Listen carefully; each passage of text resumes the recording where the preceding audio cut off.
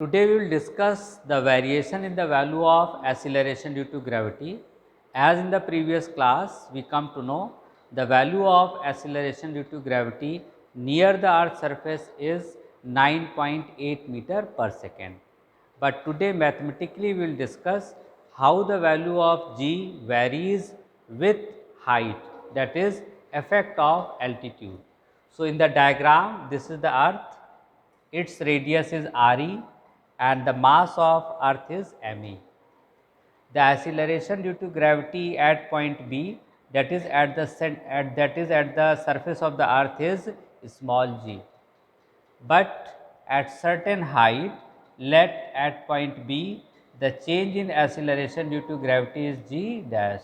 So, we are going to derive expression for g dash in terms of g, h and re. Keeping this thought in the mind, the height h is very small in comparison to the radius of earth. So, the expression for acceleration due to gravity already we know. So, the acceleration due to gravity on the earth's surface will be given by g is equal to capital G me by re square, equation number 1, where the terms having their usual meaning.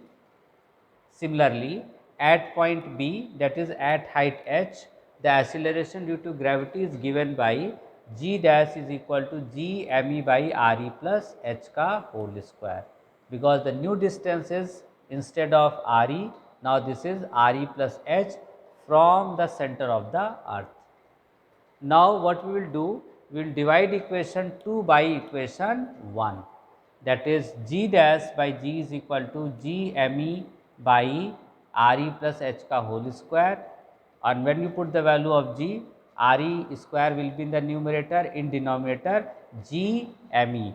Then you find this g me and this g me will cancel out. So, we have only re square by re plus h ka whole square. Now, in the denominator, if you take re as common from this bracketed term, so we have re square in bracket, we have 1 plus h by re ka whole square. Again you find this re square and this re square cancel out. So, we have 1 by 1 plus h by re ka whole square. It can be also written as 1 plus h by re ki power minus 2. When you simplify, then g dash is equal to g times of 1 plus h by re ki power minus 2.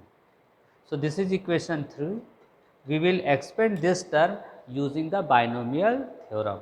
Binomial theorem may be new for you.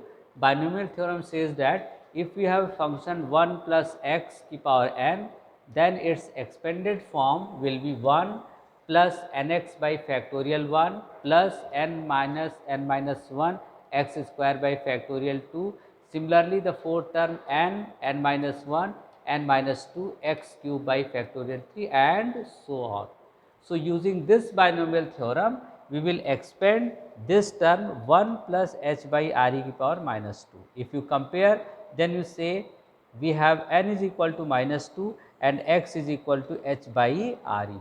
So, we will use this binomial theorem to expand equation 3.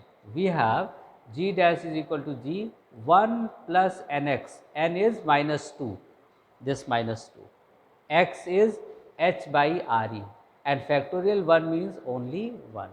Similarly, if you come to the next term n minus 1, that is minus 2 minus 2 minus 1 h square by re square, that is x square, and factorial 2 means simply 2 and so on.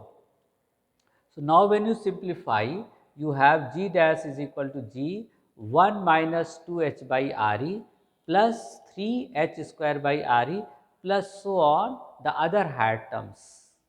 Now, already we know the value of h is very small in comparison to the radius of earth. Radius of earth is of the order of 6400 kilometer.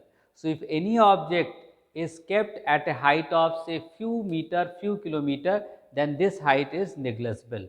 So, with that consideration, we can neglect the higher terms of h by re square. It means h square by re square onward the higher terms can be neglected. So, with that we have the approximated formula, that is g dash is equal to g 1 minus 2h by Re.